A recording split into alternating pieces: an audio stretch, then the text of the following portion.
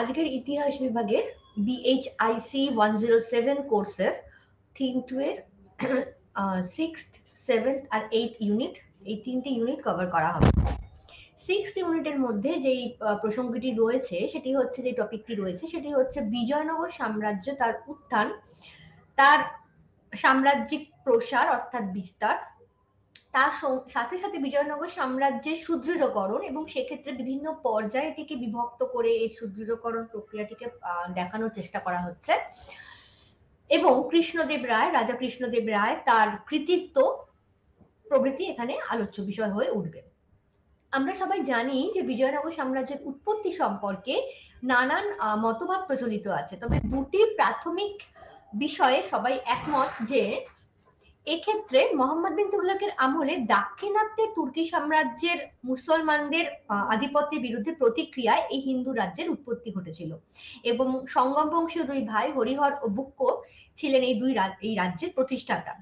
ঐতিহাসিক সিভেল তার বিখ্যাত আ ফরগটেন এম্পায়ার গ্রন্থে বিজয়নগরের উৎপত্তি সম্পর্কে বিভিন্ন মতবাদ ব্যক্ত করেছেন, এবং সেক্ষেত্রে আমরা এক্ষেত্রে 7টি কিংবদন্তির উল্লেখ পাই, যেখান থেকে আমরা জানতে পারি যে হরিহর এবং বুক্ক এই দুই ভাই বরঙ্গলের কাকতীয় সাম্রাজ্যের অধীনে সামন্ত হিসেবে প্রথমে কার্যে রত ছিলেন, এবং তার পরবর্তীকালে আমরা দেখছি যে সঙ্গম বংশে তারা নিযুক্ত হয়েছিলেন, এবং সঙ্গম বংশের এই দুই ভাই সুলতানি বাহিনী বরঙ্গল আক্রমণ করলে হয়সল রাজ তৃতীয় বীর বল্লালের রাজ্যে চলে আসেন এবং তার অধীনে চাকরি গ্রহণ করেন। সুলতান বাহিনীর হয়সল রাজ আক্রমণ করলে এই দুই ভাইকে বন্দী করা হয় এবং নিয়ে যাওয়া হয়, সেখানে তাদের ইসলাম ধর্মে ধর্মান্তরিত করা হয়। পরে দাক্ষিণাত্যে হিন্দু বিদ্রোহকে ধ্বংস করার উদ্দেশ্যে মোহাম্মদ তুগলক এদের অনেক গুলি শাসক পদে নিযুক্ত করেন। পরে সুযোগ মতো এরা স্বাধীনতা ঘোষণা করেন এবং স্বাধীন বিজয়নগর রাজ্যের প্রতিষ্ঠা করেন। ইতিহাসবিদ ভেঙ্কটরমনাইয়া এবং ডক্টর রমেশচন্দ্র মজুমদার বিজয়নগর রাজ্যের উৎপত্তির মূল প্রেরণা হিসেবে দাক্ষিণাত্যের মুসলিম বিরোধী হিন্দু প্রতিক্রিয়ার কথা উল্লেখ করেছেন। ডক্টর স্মিথ এক্ষেত্রে একমত হয়েছেন এবং তার মতে শুধুমাত্র রাজনৈতিক ক্ষমতা দখলের আকাঙ্ক্ষাই নয়, বিজয়নগর রাজ্য স্থাপিত হয়েছিল দাক্ষিণাত্যের ক্রমপ্রসারমান মুসলিম আধিপত্যকে বাধা দেওয়ার জন্য। ডক্টর মজুমদারের মতে তেলেঙ্গানা, অন্ধ্র, কৃষ্ণ তুঙ্গভদ্রার দক্ষিণ তীরের হিন্দু রাজ্যগুলির মধ্যে মুসলমান সম্প্রসারণ বিরোধী এক ধরনের শক্তি জোট এই সময় গড়ে উঠতে থাকে। এর অন্যতম কারণ হলো দাক্ষিণাত্যের মুসলমান শক্তির অগ্রগতির প্রাথমিক চরিত্র যতটা রাজ্য বিজয়ের সাথে সামঞ্জস্যপূর্ণ ছিল, তার থেকে অনেক বেশি ঘনিষ্ঠ ছিল একদল শক্তিশালী হিন্দু মানুষকে দম্ভপূর্ণ কর্তৃত্ব জাহির করা এবং লুটতরাজ মানসিকতার সাথে এটি যুক্ত ছিল। দক্ষিণ ভারতে সেখানে মুসলমান বাহিনী গিয়েছিল যেখানে তারা ধ্বংস এবং মৃত্যু বয়ে নিয়ে আসতে পারে। তখন দক্ষিণ ভারতের হিন্দুরাই ছিল সংখ্যায় এবং কর্তৃত্বের সংখ্যাগরিষ্ঠ। স্বভাবতই মুসলমান আক্রমণের ফলে হিন্দুরাই ক্ষতিগ্রস্ত হয় এবং সব থেকে বেশি ক্ষতি হয়েছিল আর্থিক এবং প্রতিপত্তির উভয় দিক থেকে। এই অবস্থায় দক্ষিণ ভারতের হিন্দু সম্প্রদায়ের মধ্যে যে অসন্তোষ দানা বেঁধেছিল, তাই ক্রমে মুসলিম বিরোধী মুক্তি সংগ্রামের রূপ নেয়। মোহাম্মদ বিন তুগলকের আমলে হিন্দু প্রতিক্রিয়া বহিঃপ্রকাশ ঘটতে দেখা যায়। কৃষ্ণা গোদাবরীর নদীর মধ্যবর্তী অঞ্চলে জনৈক প্রলয় নায়ক হিন্দু অভ্যুত্থানে নেতৃত্ব দেন। প্রলয় নায়কের মৃত্যুর পর তার ভ্রাতুষ্পুত্র কাপায় নায়ক এর নেতৃত্বে গ্রহণ করেন। দক্ষিণ ভারতের প্রায় ৭৫ জন হিন্দু নায়ক কৃষ্ণ নায়কের নেতৃত্বে আন্দোলন চালিয়ে যায়। হয়সল রাজ তৃতীয় বীর বল্লালের সহায়তায় তিনি বারঙ্গলের মুসলমান গভর্নর মালিক মকবুলকে বিতাড়িত করে অন্ধ্র অঞ্চলের মুসলিম কর্তৃত্বের সঙ্গে একটি সংঘবদ্ধ ভূমিকা গ্রহণ করে। ক্রমে হিন্দু জাগরণ পশ্চিম দাক্ষিণাত্যে ছড়িয়ে পড়ে। তুঙ্গভদ্রার উপকূল অঞ্চলে চালুক্য সোমদেবের নেতৃত্বে হিন্দুরাই সংঘবদ্ধ হন।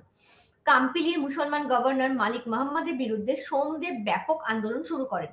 পর্তুগিজ পর্যটক নুনিজের বর্ণনা থেকেও আমরা জানতে পারি যে মোহাম্মদ বিন তুগলক কূটনৈতিক উপায়ে কাম্পিলির পুনরুদ্ধারের উদ্যোগ গ্রহণ করেন।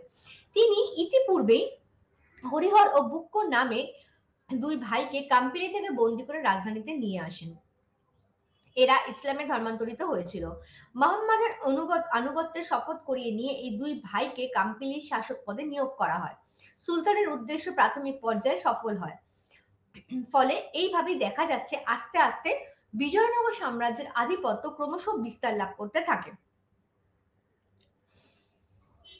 দিল্লির আনুগত্য এরা অস্বীকার করতে থাকে এবং এরা বুঝতে পারেন যে দিল্লির বহু দূরে অবস্থিত এই হিন্দু প্রধান অঞ্চলে দিল্লির সুলতানের আধিপত্য বজায় রাখা খুবই কষ্টকর। আবার দিল্লির প্রভাব মুক্ত স্বাধীন সুলতান প্রতিষ্ঠা ও রক্ষা করাও প্রায় অসম্ভব। এই অবস্থায় হরিহর ও বুক্ক ইসলাম ধর্ম ত্যাগ করে পুনরায় হিন্দু ধর্ম গ্রহণ করেন এবং তুঙ্গভদ্রা নদীর তীরে স্বাধীন হিন্দু রাজ্যের প্রতিষ্ঠা ঘটায়।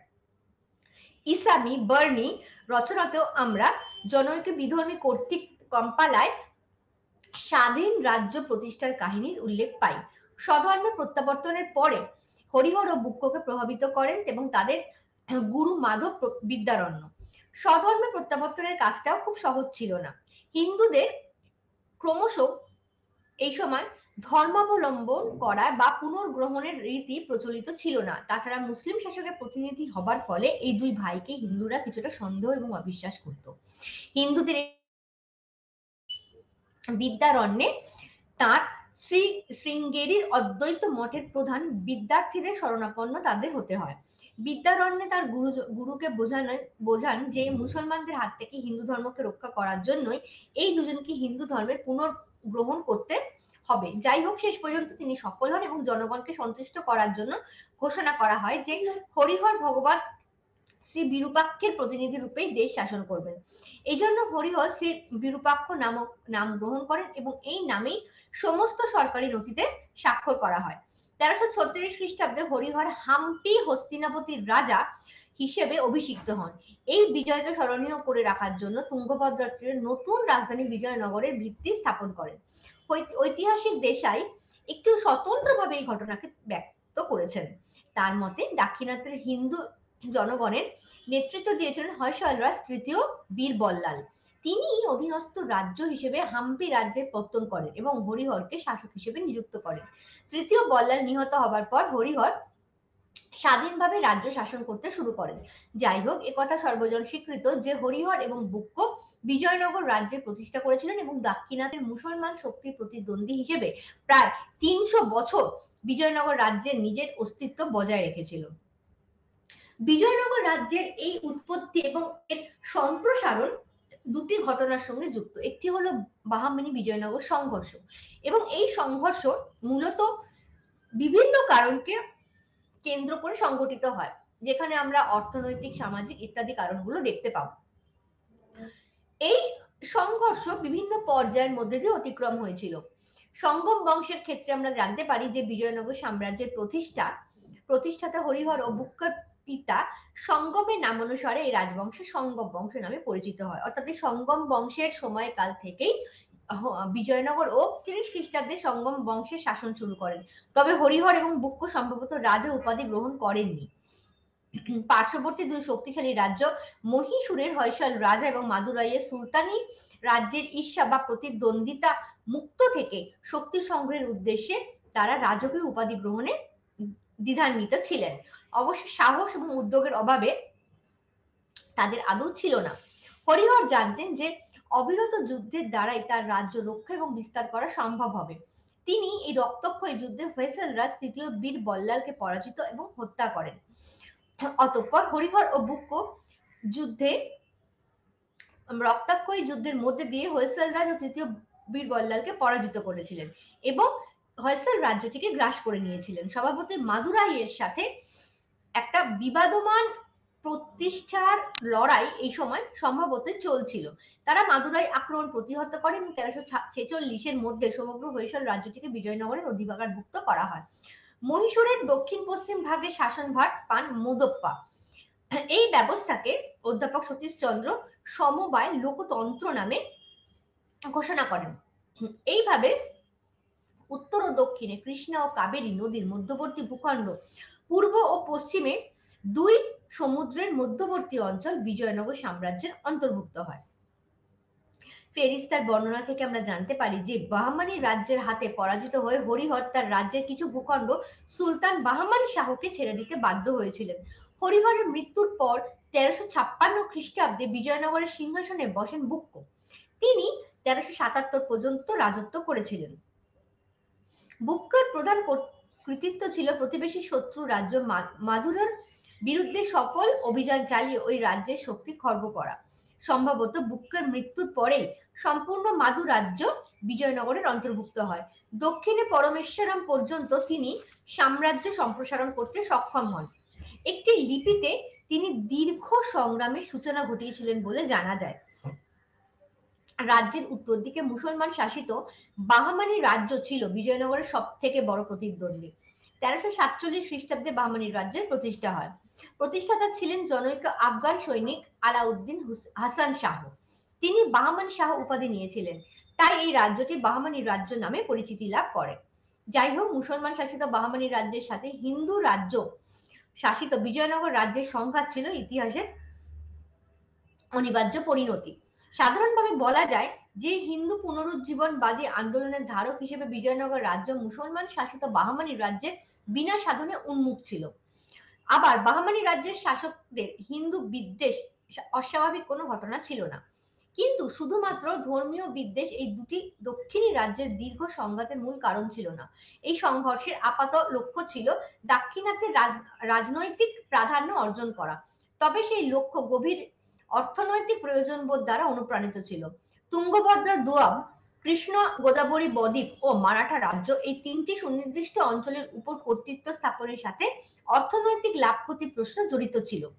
কৃষ্ণা ও তুঙ্গভদ্রা নদীর মধ্যবর্তী অঞ্চল তুঙ্গভদ্রা দোয়াব এবং রায়চুর দোয়াব নামে পরিচিত ছিল।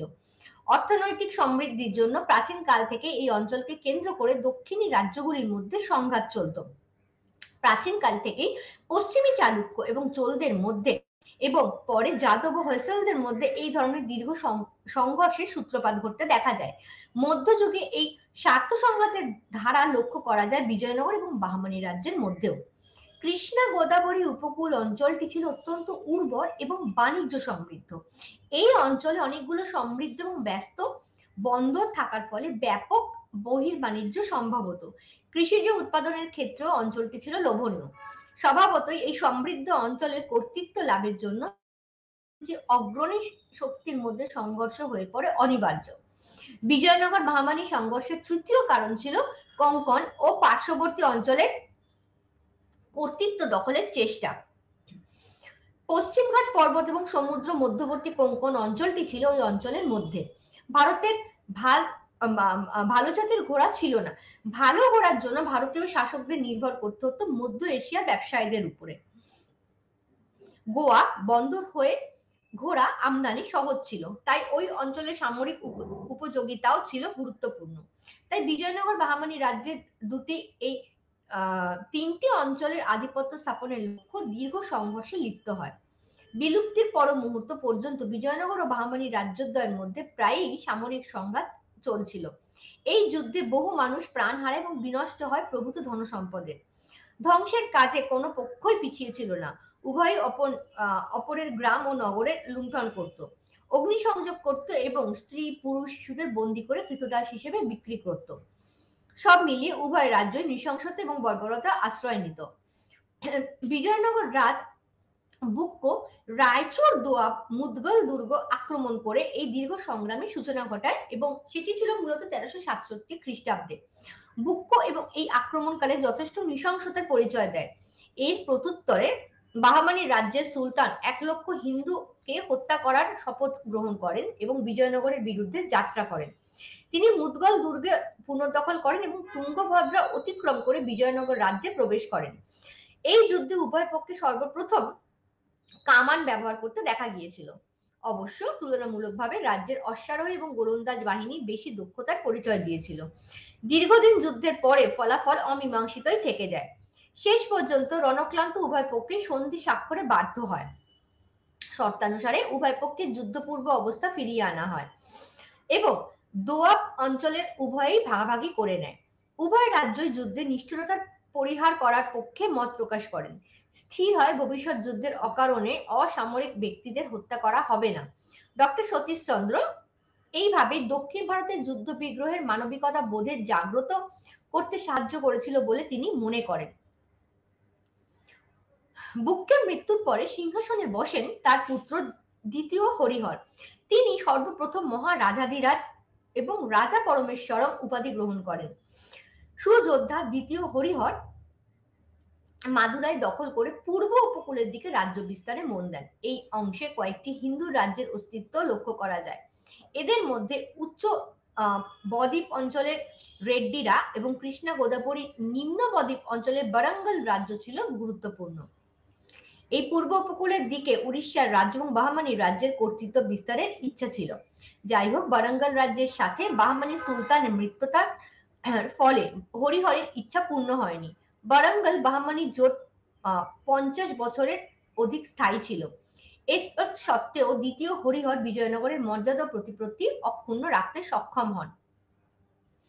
এক্ষেত্রে বড় কৃতিত্ব হলো যে তিনি বাহমানি সুলতানের কাছ থেকে পশ্চিম বেলগাঁও, গোয়া দখল করতে সক্ষম হয়েছিল। গোয়া দখল করার ফলে বিজয়নগরের আর্থিক সামরিক শক্তি বৃদ্ধি ঘটে। সম্ভবত সিংহলের বিরুদ্ধে তিনি একটি অভিযান পাঠিয়েছিলেন। দ্বিতীয় হরিহরের মৃত্যুর পর তার পুত্রের মধ্যে উত্তরাধিকার সংক্রান্ত বিরোধ দেখা দেয়। প্রথম বিরূপাক্ষ সিংহাসন দখল করেন। কয়েকদিনের মধ্যেই তাকে অপসারিত করে ক্ষমতা দখল করে নেন দ্বিতীয় বুক্ক। শেষ পর্যন্ত তাকে সরিয়ে স্থায়ীভাবে সিংহাসন দখল করেন প্রথম দেবরায়। তার আমলে আবার বাহমানি রাজ্যের সাথে সংঘর্ষ হয়। বাহমানি সুলতান ফিরোজ শাহ দেবরায়কে পরাস্ত করে 10 লক্ষ মুদ্রা, বহু মুক্ত হস্তি বিজয়নগর রাজকন্যার সাথে বাহমানি সুলতানের বিবাহ দিতে তিনি বাধ্য হন।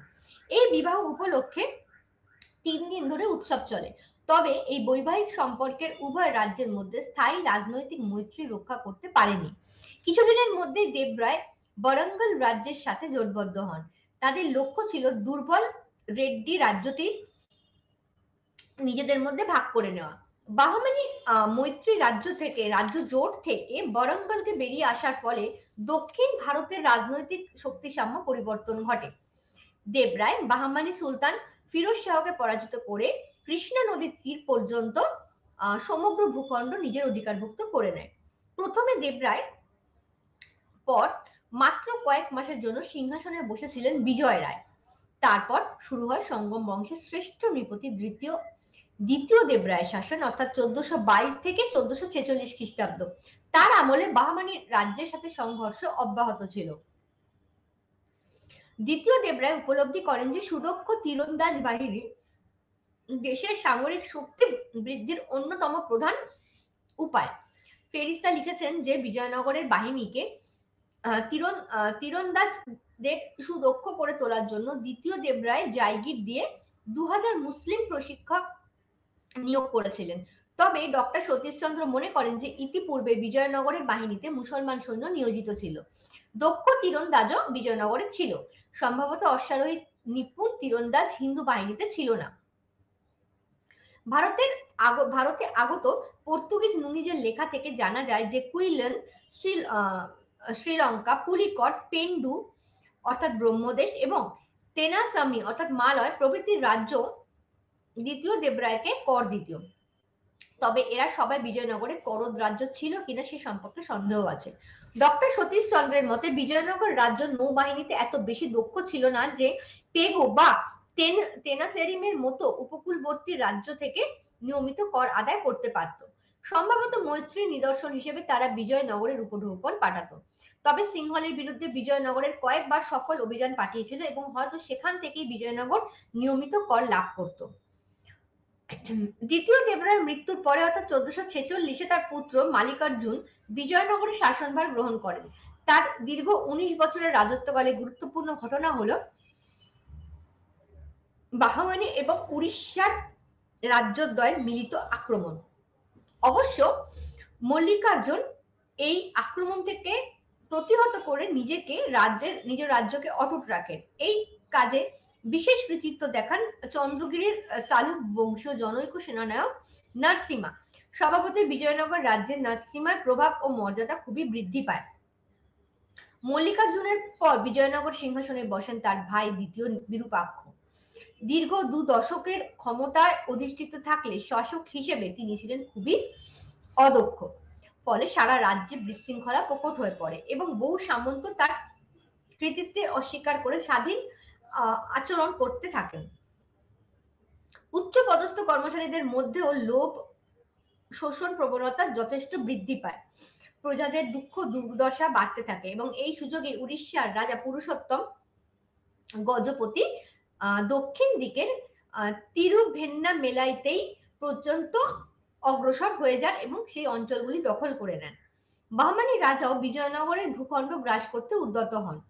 এই সার্বিক শৃঙ্খলা ভাঙনের মুহূর্তে সেনানায়ক নরসিমা রাজা দ্বিতীয় বিরূপাক্ষকে সিংহাসনচ্যুত করে ক্ষমতা দখল করে নেন। এইভাবে সঙ্গম বংশের অবসান ঘটে ও সালুক বংশের শাসন শুরু হয়। সালুক বংশের ক্ষেত্রে বলা যায় যে শাসন চালু ছিল মাত্র 17 বছর, অর্থাৎ 1486 থেকে 1503।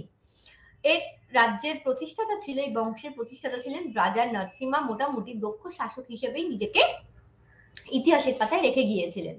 আইন শৃঙ্খলার ক্ষেত্রে তিনি কঠোর হাতে পুনঃপ্রতিষ্ঠা করেন। তবে উড়িষ্যা ও বাহমানি রাজ্যের হাত থেকে যথাক্রমে উদয়গিরি এবং রায়চুর দোয়াব অঞ্চল তিনি পুনঃ অধিকার করতে ব্যর্থ হন।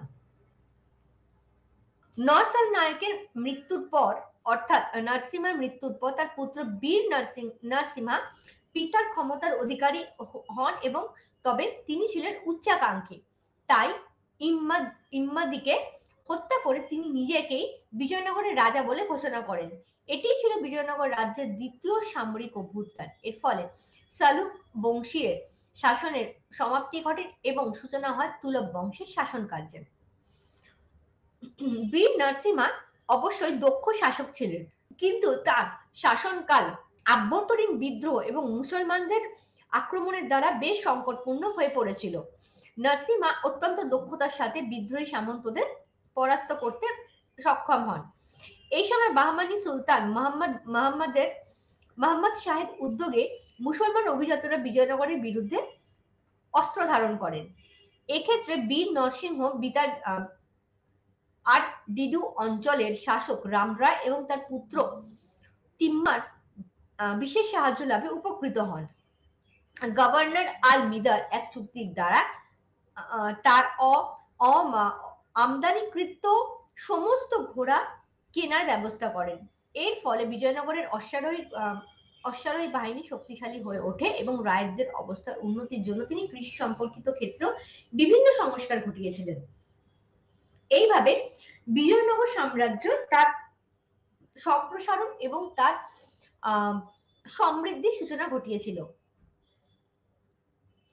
পরবর্তী পর্যায়ে আমরা দেখব বিজয়নগর সাম্রাজ্যের বীর নরসিংহের মৃত্যুর পরে তার সৎভ্রাতা কৃষ্ণদেব রায় বিজয়নগরের সিংহাসন লাভ করেন। তিনি কেবল এই বংশের শ্রেষ্ঠ রাজাই ছিলেন না, অনেকেই তাকে বিজয়নগরের সমস্ত রাজার মধ্যে শ্রেষ্ঠতম শাসক বলে মনে করেন। এই মূল্যায়ন অযৌক্তিক নয় যে ব্যক্তিগত গুণাবলীর বিচারে তিনি ছিলেন অসাধারণ। সামরিক এবং অসামরিক উভয় ক্ষেত্রেই তিনি দক্ষতার পরিচয় দিয়েছিলেন। তার রাজত্বকালে বিজয়নগর রাজ্য গৌরবের শীর্ষে আরোহণ করেছিল। বহিরাগত প্রায় সকল পর্যটকই রাজা কৃষ্ণদেবকে চরিত্রের কৃতিত্বের ভূয়সী প্রশংসা করেছিলেন। যোদ্ধা হিসেবে তিনি ছিলেন সাহসী এবং দক্ষ, কূটনীতিবিদ হিসেবেও তিনি ছিলেন বিচক্ষণ, শাসক হিসেবে প্রজা দরদী, মানুষ হিসেবে ন্যায়পরায়ণ, দয়ালু এবং সংস্কৃতি মনস্ক ছিলেন। কৃষ্ণদেব রায়ের সিংহাসন আরোহণকালে দেশ আভ্যন্তরীণ এবং পররাষ্ট্রীয় ক্ষেত্রে সমস্যা সংকীর্ণ হয়ে পড়ে। বীর নরসিংহ প্রাদেশিক শাসকদের দমন করলেও কেন্দ্রীয় সরকারের কর্তৃত্ব তখনও বহাল ছিল বলেই মনে করা হয়। দেশের নানা অংশের ক্ষমতাবান পলিগরগণ কেন্দ্রের আনুগত্য অস্বীকার করতে দ্বিধান্বিত ছিলেন না। বিজয়নগরের পূর্বাঞ্চল উড়িষ্যার রাজা গজপতির দখলে ছিল। বাহমনি রাজ্য ভেঙে গেলে বিজয়নগরের বিরুদ্ধে মুসলমান সুলতানদের প্রতিরোধ তখনও ছিল অব্যাহত। উত্তর সীমান্তকে নবগঠিত বিজাপুর সুলতানের বিজয়নগরের পক্ষে যথেষ্ট শঙ্কার কারণ হয়ে দাঁড়ায়। কৃষ্ণদেব রায় যথেষ্ট সাহস এবং বিচক্ষণতার সঙ্গে এই বহুমুখী সমস্যার সমাধানে উদ্বুদ্ধ হন। শাসনের শুরুতেই কৃষ্ণদেব বাহমানি রাজ্যের সাথে সংঘর্ষে লিপ্ত হয়। সুলতান মোহাম্মদ শাহ বিশাল সৈন্যবাহিনী এবং অভিজাত বৃন্দের সাহায্য পুষ্ট হয়ে বিজয়নগরের আক্রমণ করেন এবং সেটি ছিল 1509 খ্রিস্টাব্দে। দনি ও কোভেলা কোন্ডার যুদ্ধে বিজাপুরের শাসকের ইউসুফ আদিল শাহ নিহত হন। এর ফলে সদ্য গঠিত বিজাপুর রাজ্যের বিশৃঙ্খলা দেখা দেয়। সেই সুযোগ নেন রাজা কৃষ্ণদেব রায়। 1512 খ্রিস্টাব্দে তিনি গুলবার্গ দুর্গ দখল করেন এবং সক্ষম হন। বিদর আক্রমণ করে বাড়ির দুর্গটিও তিনি হস্তগত করেন। এরপর কৃষ্ণদেব রায় কূটনৈতিক চাল হিসেবে মাহমুদ শাহকে বাহমানির রাজ্যে পুনঃপ্রতিষ্ঠা করেন। এই কাজকে স্মরণীয় করে রাখার জন্য তিনি জবন রাজ্য স্থাপন আচার্য উপাধি গ্রহণ করেন। কৃষ্ণদেব রায় জানতেন যে স্বাধীন স্বতন্ত্র বাহিনী রাজ্যের অস্তিত্ব বিজাপুর, গোলকুন্ডা প্রভৃতি নবগঠিত রাজ্যগুলির কাছে অসহনীয় হয়ে উঠবে। পুত্র এর সূত্রেই মুসলিম রাজ্যগুলির মধ্যে অন্তর্দ্বন্দ্ব দেখা দেবে এবং তাদের দুর্বলতা কারণ হয়ে দাঁড়াবে। এরপর কৃষ্ণদেব রায় দক্ষিণ মহীশূরের বিদ্রোহীকে শাসক পলিগরদের বিরুদ্ধে অভিযান চালনা করান। বীর নরসিংহের আমলে এই উচ্চ বংশীয় বিদ্রোহী শাসক পলিগরদের বিরুদ্ধে অভিযান চালানো হয়। পলিগরের স্পর্ধা ও শক্তির মূলেই ছিল শ্রী রঙ্গপত্তর এবং শিবন সুন্দরম নামক দুটি দুর্গ এবং কাবেরীর দুটি শাখার মধ্যে বদ্বীপের অবস্থিতি এই দুর্গ দখলের কে অজেয় করে দেয়। এরপর কৃষ্ণদেব রায় দক্ষিণ মহীশূরের বিদ্রোহী শাসক পলিগরদের বিরুদ্ধে অভিযান চালান এবং দেখা যায় উড়িষ্যার রাজা এই সময় গজপতি প্রতাপ রুদ্র বিজয়নগরের অন্তর্গত উদয়গিরি এবং কোন্ডাভিরু অঞ্চল দুটি আগেই দখল করে নিয়েছিলেন। পূর্ববর্তী বিজয়নগরের রাজারা তার পুনর্দখলের চেষ্টা করেন, যদিও তারা ব্যর্থ হন। এখন কৃষ্ণদেব রায় রাজ্য পুনরুদ্ধারের জন্য উড়িষ্যার বিরুদ্ধে যুদ্ধে অগ্রসর হন। বিজয়নগরের বাহিনী পরপর উদয়গিরি, কাবিগুরু দখলের জন্য চেষ্টা করেন। কৃষ্ণা নদীর তীরে পর্যন্ত উপকূল অঞ্চলে কৃষ্ণদেব রায়ের হস্তগত হয়। কোন্ডা বীরু পতনের সাথে সাথে সাথে উড়িষ্যার যুবরাজ ও অধীন রাজা বীরভদ্র ও গজপতির এক রানী কৃষ্ণদেবের হাতে বন্দী হয় এবং বিজয়নগরে আসীন হন। উড়িষ্যার বিরুদ্ধে অন্য দুটি যুদ্ধের দ্বারা কৃষ্ণদেব রায় বেজওয়াদা ও কোন্দাপল্লী দুটি দুর্গ দখল করে নেন। এই অঞ্চল দখল করার ফলে উড়িষ্যার অধীনস্থ তেলেঙ্গানা ও তেলেঙ্গানার অঞ্চলটিও তিনি দখল করতে সক্ষম হন। এইভাবেই দেখা যাচ্ছে যে ওই অঞ্চল দখল করে তিনি শাসন কার্য শুরু করে দেন। কৃষ্ণদেব রায় তেলেঙ্গানা অঞ্চল আক্রমণ করলে গজপতি সিতাব খায়ের সাহায্য অগ্রসর হতে থাকেন, কিন্তু কৃষ্ণদেব রায় অপ্রতিরোধ্য বাহিনী তেলেঙ্গানা দখল করে রাজা মন্দ্রির পর্যন্ত অগ্রসর হন। রাজা মন্দ্রি এবং তেঙ্গি বিজয়নগরের হস্তগত করেন। অতঃপর সামান্য বিতাড়িত করার পরে কিছুক্ষণ এক্ষেত্রে নিশ্চিন্ত পদার্পণের কোনো আশাই ছিল না বললেই সর্বজন গ্রাহ্য। এরপরে কৃষ্ণদেব রায় উড়িষ্যার রাজধানী কোটক অঞ্চলের হস্তগত করার জন্য এগিয়ে যান।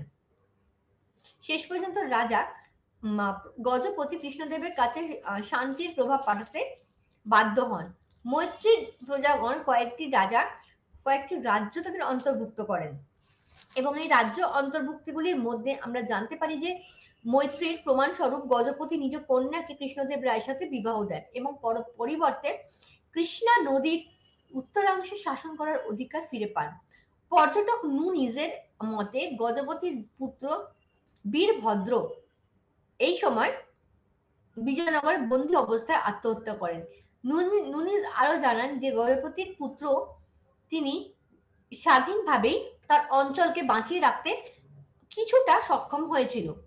উড়িষ্যার সাথে যুদ্ধের কৃষ্ণদেব রায়ের ব্যস্ততার সুযোগে গোলকুন্ডার শাসক কুলি কুতুব শাহ বিজয়নগরের সীমান্তবর্তী দুর্গ আক্রমণ করে এবং দখল করে নেন। কৃষ্ণা গোদাবরী মধ্যবর্তী ভূভাগ অঞ্চল এরপর তিনি বিজয়নগরের অধীনস্থ কোন্ডাভিরু দুর্গ দখল করেন। অবশ্য কৃষ্ণদেবের সাহায্যে কোবাভিরু তিনি দুর্গটি দখল করতে সক্ষম হন। বিজাপুর রাজ্যের বিরুদ্ধে কৃষ্ণদেব রায়ের সাফল্য ছিল উল্লেখযোগ্য।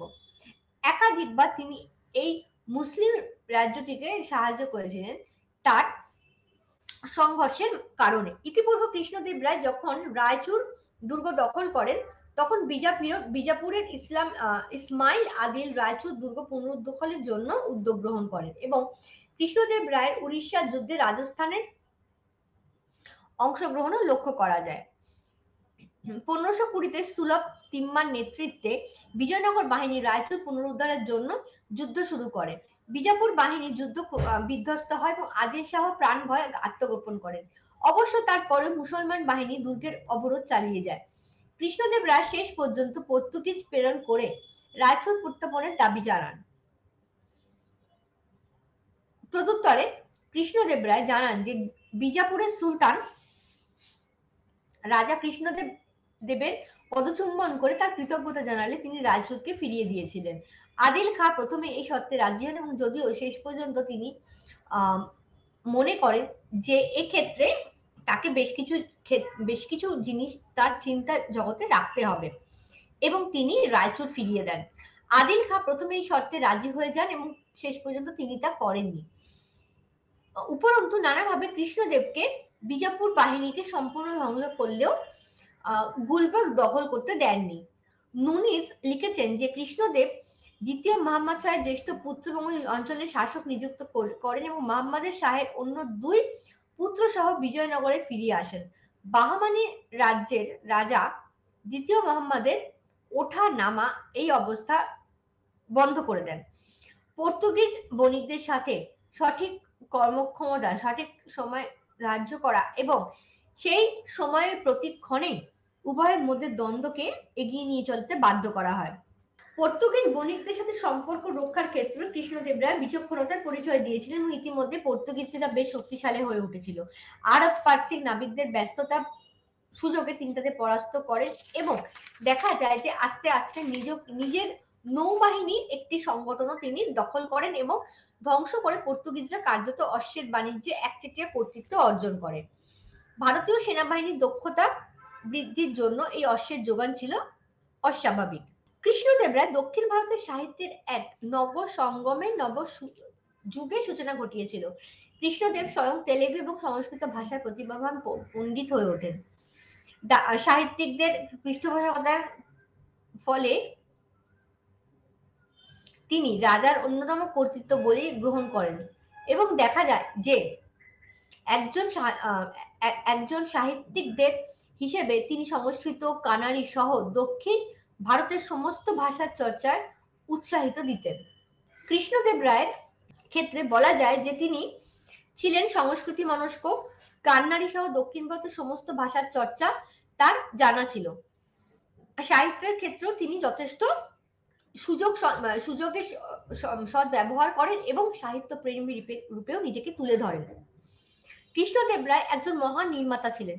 বিজয়নগরের অনতি দূরের মাতা নাগলম্ব স্মৃতির উদ্দেশ্যে তিনি একটি সুসজ্জিত নতুন শহর নির্মাণ করেন। এই শহরের নাগালপুর নামে একটি পরিচিত শহর ছিল। ধর্মীয় উদারতা এবং পরামর্শ সহিষ্ণুতা হিসেবে তিনি কৃষ্ণদেব রায় তার চরিত্রের অন্যতম বৈশিষ্ট্য রূপে তুলে ধরেন।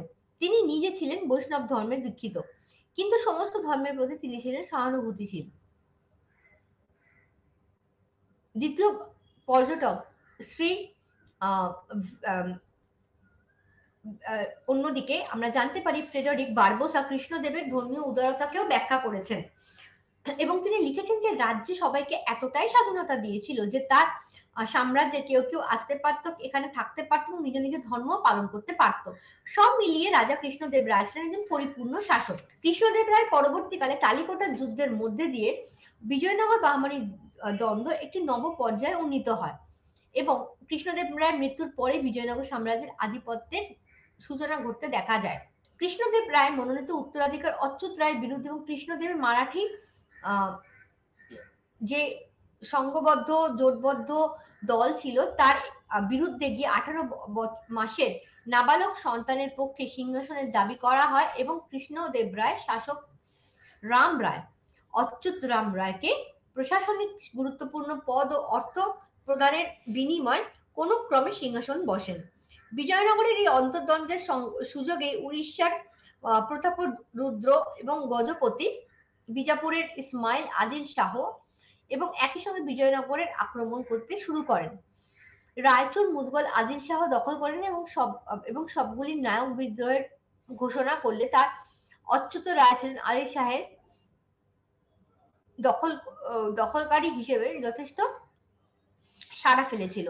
অচ্যুত রায়ের সাফল্যের মূলে নায়ক ছিলেন তার শাসক তিরুমালা। এদিকে কৃষ্ণদেবের শাসনের রাম রায় তার ক্রমশ ক্ষমতা অলিন্দ দিকে দূরে সরে যাচ্ছিল। বিজয়নগরের অর্থনৈতিক ব্যবস্থা সংবাদ সংবাদ উদ্ঘাটিত হয় এবং বিজয়নগরের মুসলমানরা ইসলামীয় আদিল শাহের বিজয়নগরের ক্ষমতা দখলের কে স্বাগত জানায়। রাম রায় বা অচ্যুত কেউই তাকে বাধা দিতে অগ্রসর হয়নি। ইব্রাহিম নাগলপুর শহরটিকে সম্পূর্ণভাবে পরাজিত করেন। অচ্যুত রায় প্রভূত ক্ষতির সম্মুখীন হয়েও দেখা যায় যে তিনি প্রজার শাসন এবং নিপীড়নকে চালিয়ে যান। অচ্যুত রায়ের মৃত্যুর পরে সিংহাসনে বসেন তার পুত্র প্রথম ভেঙ্কট। কিন্তু সমস্ত ক্ষমতার থেকে অচ্যুতের শালক তথা ভেঙ্কটের মাতুল শালাকারুস তিরুমলের হাতে ক্ষমতা চলে যায়। ক্ষমতা লোভী মাতুল ভেঙ্কটকে হত্যা করে প্রথমেই সিংহাসনে বসেন এবং দেখা যায় যে একদিকে সিংহাসন দখলে লড়ে এবং অন্যদিকে বিজাপুরের ইব্রাহিম আদিলকে আক্রমণ করে রাজধানীতে আনতে দ্বিধাগ্রস্ত তিনি এতটুকু করেননি। এই অবস্থা অধিকাংশ অভিজাতের শাসক 1543 খ্রিস্টাব্দে সদাশিব অর্থাৎ অচ্যুত রায়ের ভাইপো সিংহাসনে বসলে আপাতত বিপর্যয় থেকে বিজয়নগরের রাজার রক্ষা পায়। রাম রায় খুবই সহজেই আভ্যন্তরীণ বিচ্ছিন্নতাবাদী শক্তিগুলিকে দমন করেন, কিন্তু বাহামানি রাজ্যের ধ্বংসাত্মক উপরে গড়ে ওঠা মুসলমান রাজ্য প্রায় পঞ্চকের আশঙ্কা দমন ছিল করা খুবই কঠিন।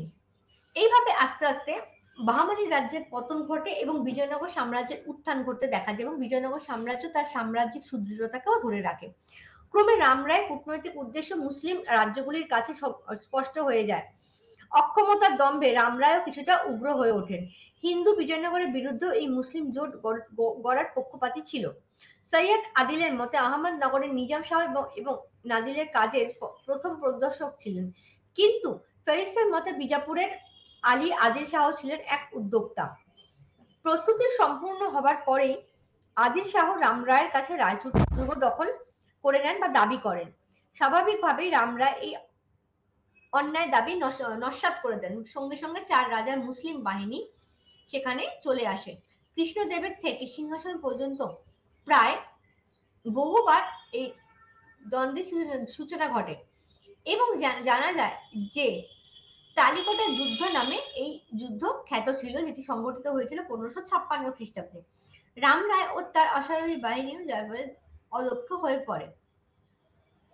ডক্টর ঈশ্বরী প্রসাদ তালিকটার যুদ্ধকে বিজয়নগর রাজ্যের মৃত্যু ঘণ্টা বলে দাবি করেছেন এবং তার মতে বিজয়নগরের পক্ষে সম্ভব হয়নি এই বিপর্যয়কে কাটিয়ে ওঠা। এরপরও বিজয়নগর রাজ্যের অস্তিত্ব টিকে ছিল, যদিও তা অনেকটাই ম্লান হয়ে এসেছিল, কিন্তু অতীতের মর্যাদা প্রতিপত্তি সে কখনোই আর পুনরুদ্ধার সম্ভব হয়নি।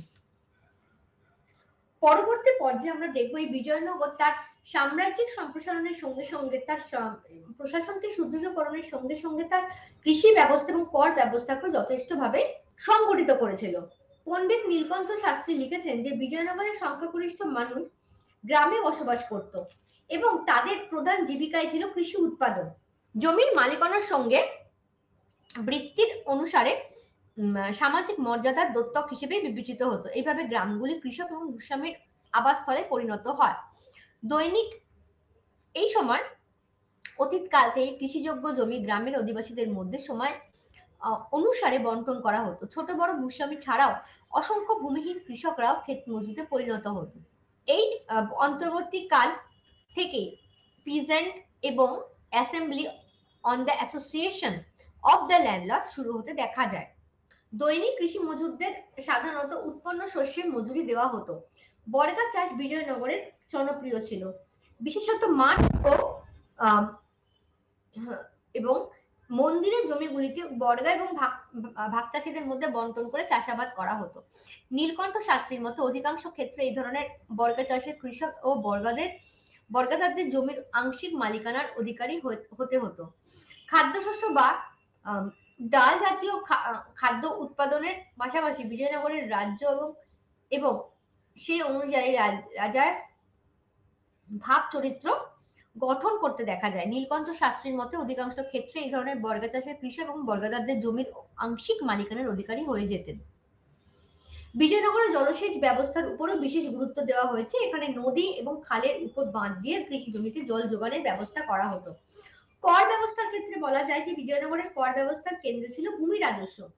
এখানে এছাড়াও প্রজাদের কাছ থেকে সম্পদ কর, বিক্রয় কর, যুদ্ধ কর, বিবাহ কর, বেগার শ্রম প্রভৃতি আদায় করা হতো। ভূমি রাজস্ব নির্ধারণের জন্য সরকার একাধিক বিষয় বিবেচনা করত। উক্ত জমি দেবতার উদ্দেশ্যে উৎসর্গ করা যায় কিনা এই সবই এই সময় দেখা হতো। উক্ত জমি দেবতার উদ্দেশ্যে উৎসর্গ হতো কিনা সেই বিষয়েও কিন্তু যথেষ্ট উৎসাহের সঙ্গে বিবেচনা করা হতো। মোটামুটি ভাবে পরিষ্কার যে মোট উৎপাদনের উপর রাজত্ব নির্ধারণ করা হতো। ইংরেজ পর্যটক হ্যামিল্টনের বিবরণ থেকে বলা যায় যে রাজা বিভিন্ন ধরনের রাজস্ব নির্ধারণ করতে। ইংরেজ পর্যটকের বিবরণ অনুযায়ী এই রাজস্বের কথাও আমরা জানতে পারি। যেমন সম্ভবত জলা জমির উপর কর, কৃষকের উপর কর, জমি জরিপ করে কর প্রভৃতি। এইভাবে কৃষ্ণদেব রায়ের পরবর্তীকালে বিজয়নগর সাম্রাজ্য তার আর্থিক সংগতিপূর্ণ সচ্ছলতার দিকে এগিয়ে যায়। ভূমি রাজস্ব ছাড়াও বিজয়নগর রাজ্যের বৃত্তি কর, সামাজিক কর ইত্যাদিও আদায় করা হতো। মধ্যযুগের ভারতের বেগাশ্রম একটি বহুল পরিচিত ঘটনা ছিল। বিজয়নগরে এই প্রথার প্রচলন ছিল। এই বিনা পরিশ্রমকে বাধ্যতামূলক পরিশ্রম বলা হতো এবং ইতিমধ্যে রাস্তা নির্মাণ, সংস্কার, সাধারণ প্রভৃতি দেখা যেত যে বিজয়নগরের রাজ্যের আর্থিক সচ্ছলতা বাধ্যতামূলকভাবে একটি সুনির্দিষ্ট খাতেই বয়ে গিয়েছিল। মধ্যযুগে ভারতের বেগাশ্রম একটি বহুল প্রচলিত ছিল। রাস্তা নির্মাণ, সংস্কার, সম্প্রসারণ, জলসেচ, খাল খনন, মন্দির নির্মাণ, পাঁচিল নির্মাণ ইত্যাদির ক্ষেত্রে কাজ বেগাশ্রম হিসেবে শ্রমিক ভাড়া করা হতো এবং এদেরকে কোট্টাস নামক কর দিয়েই তারা রেহাই পেত, কারণ তাদের বেগাশ্রম ছিল অপারক, তারাই এই ধরনের করের আওতাভুক্ত ছিল। বিজয়নগর সাম্রাজ্যের একটি অন্যতম দিক ছিল নয়নকারা প্রথা। নয়নকারা প্রথার মধ্যে দিয়ে এটি সামরিক ব্যবস্থা এবং ভূমি যান্ত্রিকির সাথে জটিলভাবে সম্পর্কান্বিত করা হয়েছিল। 16 শতকে পর্তুগিজদের প্রতিবেদনে বিজয়নগরের নায়ক উপাধিধারী অর্থাৎ ক্যাপ্টেন বলে অভিহিত করা হতো। এক্ষেত্রে তারা দক্ষিণ আমেরিকার উপনিবেশ প্রচলিত ব্যক্তিকেই বোঝানো হতো, কিন্তু বিজয়নগরের নায়ক প্রথা কিছুটা স্বতন্ত্র ছিল। নীলকণ্ঠ শাস্ত্রী 1946-এ লিখেছেন যে 1556 পর্যন্ত নায়করা বিজয়নগর রাজ্যের উপর একান্তভাবে নির্ভরশীল ছিল। পরে তারা তাদের অধীন স্বাধীন রাজ্য গড়ে তোলে। সমকালীন স্থানীয় লেখমালা ও বিদেশি পর্যটকদের বিবরণ থেকে জানা যায় যে বিজয়নগরের দুর্গ ও দুর্গাধিপতিদের গুরুত্বপূর্ণ ভূমিকার স্বীকৃতি পাওয়া যায়। সম্ভবত সমকালীন তেলেগু কবিতাতেও সেখানেও আমরা এই উল্লেখ পাই। বিজয়নগরের শ্রেষ্ঠ রাজা কৃষ্ণদেব রায় দুর্গ, ব্রাহ্মণ সামরিক নেতা ও বিচ্ছিন্ন গোষ্ঠীর মধ্যে সমন্বয়ের মাধ্যমে রাষ্ট্রশক্তি বৃদ্ধির কথা জানা যায়। বিজয়নগর একটি রাজনৈতিক এবং সামরিক ব্যবস্থা সে দেশের কৃষি সম্পর্কের উপরে প্রভাব ফেলেছিল। প্রধানত জমি জরিপ এবং নিয়ন্ত্রণের চরিত্র থেকে বোঝা যায় যে সাধারণ মানুষ এই সময় কৃষক, রাজা, সামরিক নায়কদের ক্ষমতার ভিত্তি এবং পারস্পরিক নির্ভরশীলতা এবং কর্তৃত্বের সম্পর্কে বিকশিত লাভ করে। পণ্ডিত নীলকণ্ঠ শাস্ত্রী এই আদর্শবাদের অস্তিত্ব স্বীকার করে নিয়েও বিজয়নগরের আমলে পরিবর্তনের দিকটিও উল্লেখ করেছেন। তার মতে চোল আমলের জনপ্রিয় সভা উর, নাড়ু প্রভৃতি অস্তিত্বে বিজয়নগরের আমলে শিথিল হতে থাকে এবং কালক্রমে তার শক্তি হ্রাস বা বিলুপ্ত সাধন হয়। পণ্ডিত কৃষ্ণস্বামীর মতে বিজয়নগর রাষ্ট্রের সামরিক ব্যবস্থা ও সামন্ততান্ত্রিক পদ্ধতি থেকে উদ্ভূত অবহেলার কাজে পূর্বেকার স্থানীয় সংগঠন কিছু মনে করতে পারেনি। এইভাবে বিজয়নগর সাম্রাজ্য তার আর্থিক সচ্ছলতার দিকেও এগিয়ে গিয়েছিল। সুবিন্যস্ত সুনিয়ন্ত্রিত শাসন ব্যবস্থা গড়ে তুলতে হবে এবং বিজয়নগরের ক্ষেত্রে সেই জিনিসটি আমরা দেখতে পাই। যে কোনো সাম্রাজ্যের ক্ষেত্রে এই কথা প্রযোজ্য। মধ্যযুগীয় রীতি অনুযায়ী রাজা ছিলেন সমস্ত ক্ষমতার আধার। তিনিই ছিলেন প্রধান শাসক, প্রধান আইন, প্রধান বিচারক প্রভৃতি। এবং বিজয়নগরের শাসন ব্যবস্থা প্রজা হিতৈষী স্বৈরচারিতের আদর্শ দ্বারা উদ্বুদ্ধ ছিল। রাজ্যই ছিল প্রধান সেনাপতি।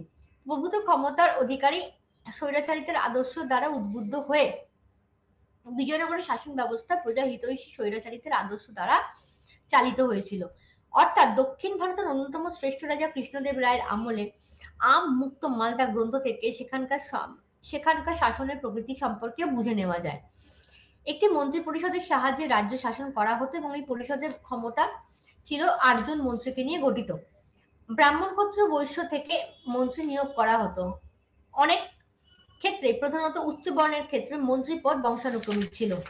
এইভাবে বিজয়নগরের সামগ্রিক শাসন ব্যবস্থা সুগঠিত হয় এবং কার্যকর হয়। তবে এরও কতগুলি সহজাত প্রক্রিয়ার কথাও আমরা উল্লেখ করতে পারি। বিজয়নগর সাম্রাজ্যটি বিদেশি পর্যটকদের দৃষ্টিতে তার সামাজিক, অর্থনৈতিক, সাংস্কৃতিক দিকটিও ফুটে ওঠে। পঞ্চদশ ষোড়শ শতকে একাধিক পর্যটক এবং দূত ভারতে আসেন, যারা বিজয়নগর সাম্রাজ্যের বিবরণ আমাদের সামনে তুলে ধরেন। এদের অনেকেই বিজয়নগর রাজ্যের অবস্থান এবং সমকালীন অর্থনীতি, সমাজ, সংস্কৃতি সম্পর্কে তথ্য সংগ্রহ করেন এবং তা লিপিবদ্ধ করেন। 1422 নাগাদ বিজয়নগরে আসেন নিকোলো কন্টি এবং তার অভিজ্ঞতা বিবরণ আমরা এক্ষেত্রে পাই। আর্থিক ক্ষেত্রে বিজয়নগরের ঐশ্বর্য, চাকচিক্য এবং জনসাধারণের আর্থিক প্রাচুর্যের কথাও আমরা জানতে পারি। বিদেশি পর্যটকদের প্রায় সকলেই একমত যে বিজয়নগর রাজ্যের লক্ষণীয় আর্থিক সচ্ছলতা ছিল।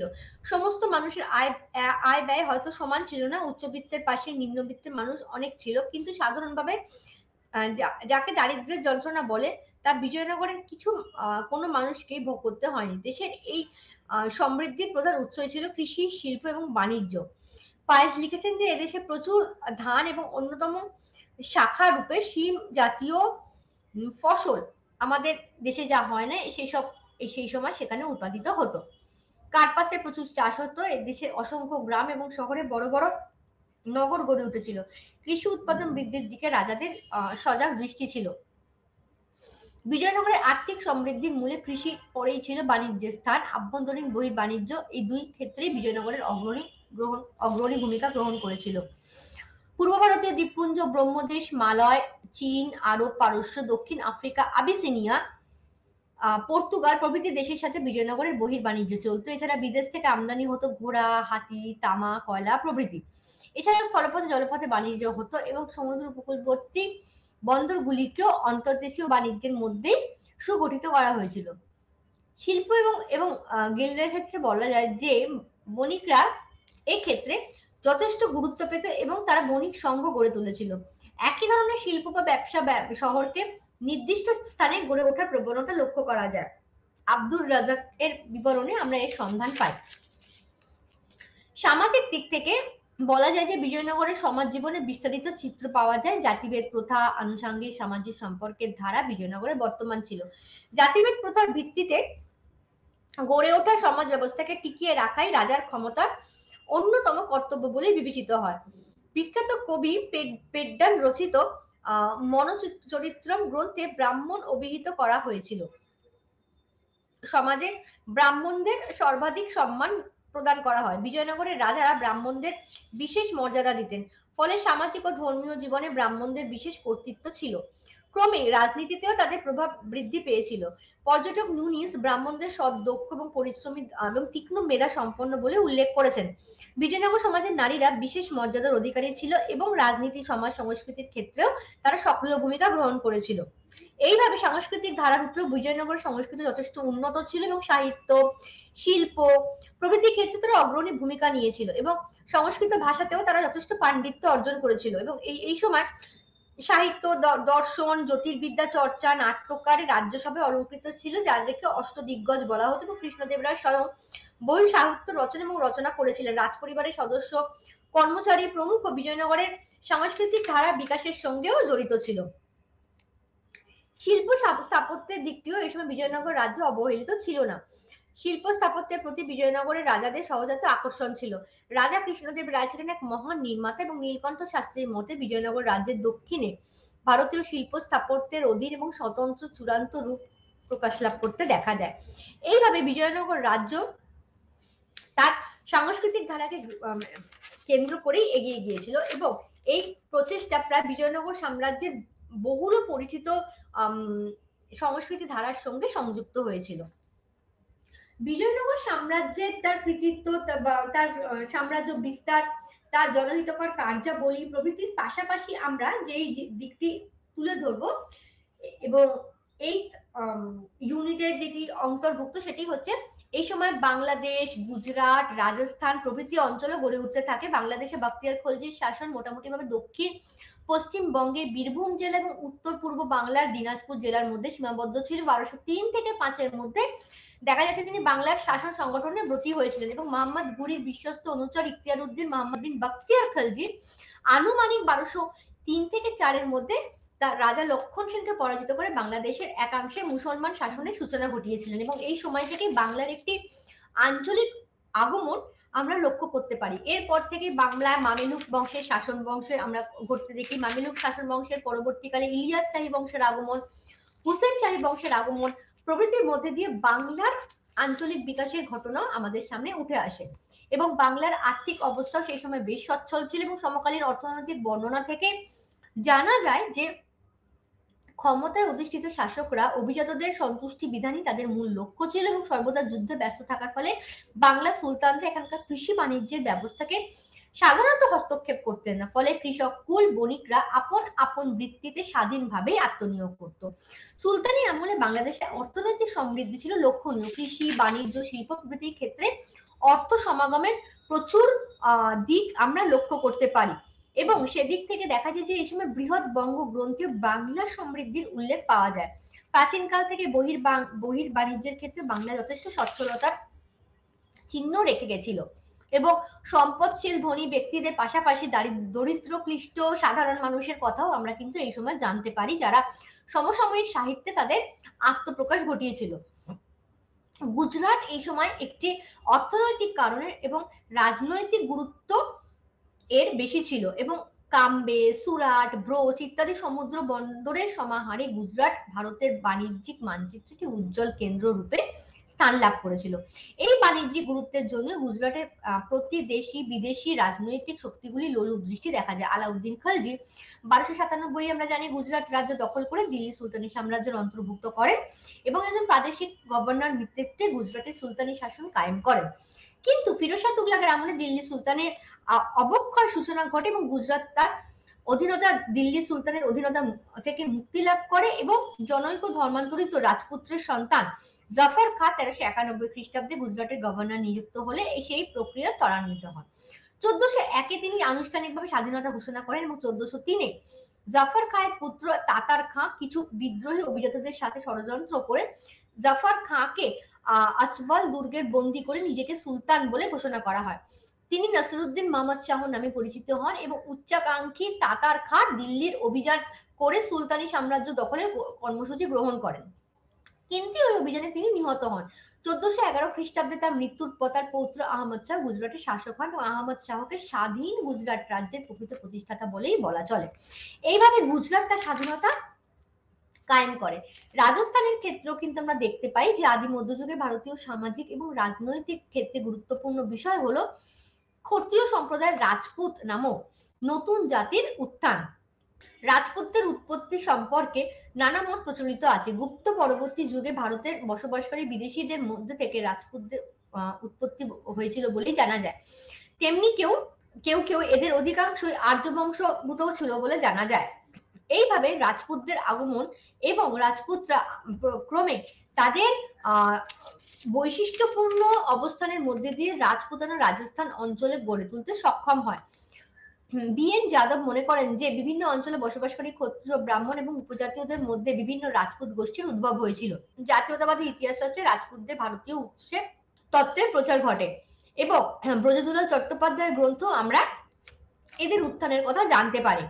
আদি মধ্যযুগের প্রত্নতত্ত্ব সাহিত্য উপাদানগুলির সাক্ষ্য থেকে ঐতিহাসিক অনুমান হয় যে দুটি বিশেষ প্রবণতা থেকে রাজপুতদের উদ্ভব এবং বিকাশ ঘটেছিল। এইভাবে রাজপুতদের আগমন আদি মধ্যকালীন লিপিসমূহ থেকে রাজপুতদের উত্থান সম্পর্কে প্রচুর তথ্য পাওয়া যায়। তারা শুধুমাত্র বসতি বিস্তার প্রক্রিয়াতেই আত্মনিবেদন করেনি, তাদের উদ্ভবের সাথে সাথে তাদের সামাজিক গতিশীলতাকে অব্যাহত রেখেছিল এবং ক্ষত্রিয় বলে স্তরেও তারা উন্নীত হয়েছিল। রাজপুতদের আবির্ভাবে একটি অর্থনৈতিক স্তরের একটি লক্ষণীয় দিক ছিল বলে জানা যায়। তাদের ভূমি বন্টন ব্যবস্থা, তাদের স্তর বিন্যস্ত ক্ষমতা, তাদের ভূমি ভিত্তিক আগমন প্রভৃতিও তাদের উৎপত্তির সঙ্গে স্থাপন করেছিল, তা সাধারণভাবে রাজস্থান নামে পরিচিত। এখানে অনেকগুলি প্রায় স্বাধীন বা স্বাধীন রাজ্যের প্রতিষ্ঠা ঘটে। এদের মধ্যে কয়েকটি উল্লেখযোগ্য রাজ্য হলো যোধপুর, জয়সলমীর, বিকানির, আজমির, উদয়পুর ইত্যাদি। দীর্ঘকাল সংঘাত এবং ভাঙনের মধ্যে দিয়ে এই রাজ্যগুলির সৃষ্টি হয়। এই রাজপুতদের অধ্যুষিত অঞ্চলে উত্তর এবং উত্তর পূর্ব পূর্ব দিকে সুলতানি সাম্রাজ্য, দক্ষিণ পশ্চিমে মালব রাজ্য, পশ্চিমে ছিল উচ প্রভৃতি রাজ্য। চতুর্থ শতকের শেষ দিকে দিল্লির সুলতানি দুর্বলতার সুযোগ গ্রহণ করে আঞ্চলিক শাসক রূপে মুক্তিরা কার্যত স্বাধীনভাবে শাসন করতে শুরু করে। এই সুযোগে রাজস্থানের রাজপুত গোষ্ঠী নিজ নিজ এলাকায় শক্তি সংহত করে স্বাধীন রাজত্ব কায়েম করে। রাজনৈতিক প্রতিপত্তি বিস্তারের দিক থেকে এরা অগ্রণী ভূমিকা গ্রহণ করে এবং গোষ্ঠীগুলির অন্যতম ছিল চৌহান, রাঠোর, কাচওয়া, হারা প্রভৃতি গোষ্ঠী। দিল্লির সুলতান, মালব এবং গুজরাটের শক্তিশালী রাজ্যগুলির বিরুদ্ধে এই রাজপুত রাজ্যগুলি সামরিক সাফল্য অর্জন করলেও এরা সম্মিলিতভাবে গোটা রাজস্থানের উপরেই কোনো বৃহৎ রাজ্য প্রতিষ্ঠার কথা কল্পনা করতো না। মেবার ছিল আদি মধ্যযুগের রাজস্থানের অন্যতম শক্তিশালী রাজ্য। সম্ভবত খ্রিস্টীয় সপ্তম শতক থেকে গুজরাট থেকে রাজপুতদের একটি শাখা পৃথক অস্তিত্ব ধরে রাখার জন্যই রাজস্থানের এই অঞ্চলে তাদের আত্মপ্রকাশ ঘটায়। এবং আলাউদ্দিন খলজি 1303 চিতোর আক্রমণ করেন। আমির খসরুর মতে তার প্রথম দুটি অভিযান ব্যর্থ হয়। শেষ পর্যন্ত রানা রতন সিং আত্মসমর্পণ করলে চিতোরের শাসনভার আলাউদ্দিনের পুত্র খিজির খাঁর হাতে ন্যস্ত হয় এবং এই সময় থেকে চিতোরের একটি গুরুত্বপূর্ণ বিকাশ আমরা লক্ষ্য করতে থাকি। সামরিক কৃতিত্বের পাশাপাশি মেকালের রাজত্বকালে মেবার গুরুত্বপূর্ণ হয়ে ওঠে, অর্থাৎ মেবার, চিতোর প্রভৃতি রাজ্য আস্তে আস্তে গুরুত্ব লাভ করতে থাকে। রানা কুম্ভের নেতৃত্বে সিসোদিয়া রাজপুত বংশের সামরিক কর্তৃত্ব গৌরবের শীর্ষদেশে স্পর্শ করে। চিতোর, কুম্ভলগড়, রনপুর প্রভৃতি স্থানে প্রাপ্ত সমকালীন লেখ থেকে জানা যায় যে এই সকল রাজ্যগুলিও ক্রমশ স্বাধীন সত্তার বিকাশ ঘটাতে থাকে এবং এই রাজ্যগুলির মধ্যে ছিল মারোয়ার রাজপুতদের আরেকটি শক্তিশালী গোষ্ঠী রাঠোর। মারোয়ারকে কেন্দ্র করে রাঠোরদের রাজনৈতিক কর্মকাণ্ডের সূত্রপাত ঘটে 1243-1273। এই সময় ধরে রাঠোরের একটি গুরুত্বপূর্ণ অংশ রূপে মারোয়ারের আগমন ঘটতে দেখা যায়। চৌহান বংশের উৎপত্তিও এই সময় ঘটেছিল এবং তাদের স্বাধীন রাজত্বের বিকাশও ঘটেছিল। চৌহান বংশের গৌরব রশ্মি উজ্জ্বলতর হয় তৃতীয় পৃথ্বীরাজের আমলে 1180 দশক থেকে এবং এই সময় থেকে কনৌজরাজ, জয়চন্দ্র, পৃথ্বীরাজ প্রমুখের মধ্যে দিয়ে চৌহানদের একটি শক্তিশালী আগমনের সূচনা ঘটে। এইভাবেই হারবাতি রাজপুত সংস্কৃতির আমরা আগমন করতে দেখা যায়। অর্থাৎ রাজস্থান অঞ্চলের আগমন এই দিল্লি সুলতানি শাসন বংশের তার শেষ দশায় যখন ভঙ্গুর প্রায় অবস্থা হয়েছিল সেই সময় থেকেই রাজস্থান, মারওয়ার রাজপুতদের আগমন, মেবার, চিতোর, চৌহান বংশের আগমন আমরা ঘটতে দেখি। ঠিক যেই সময় বাংলাদেশের আগমন, অযোধ্যার আগমন, ঠিক সেই সময়েই আমরা দেখতে পাচ্ছি যে দিল্লি সুলতানি বংশের অবক্ষয়ের সুযোগ নিয়ে এই সমস্ত ছোট ছোট অঞ্চলগুলিও আঞ্চলিক শাসক রূপে তাদের স্বাধীনতা জাহির করতে থাকে এবং তাদের সামাজিক ব্যবস্থা, তাদের আর্থিক ব্যবস্থার মধ্যে দিয়ে গড়ে উঠতে থাকে। আজকের ইতিহাস চর্চা আমি এখানেই সমাপ্ত লাভ করছি। নমস্কার।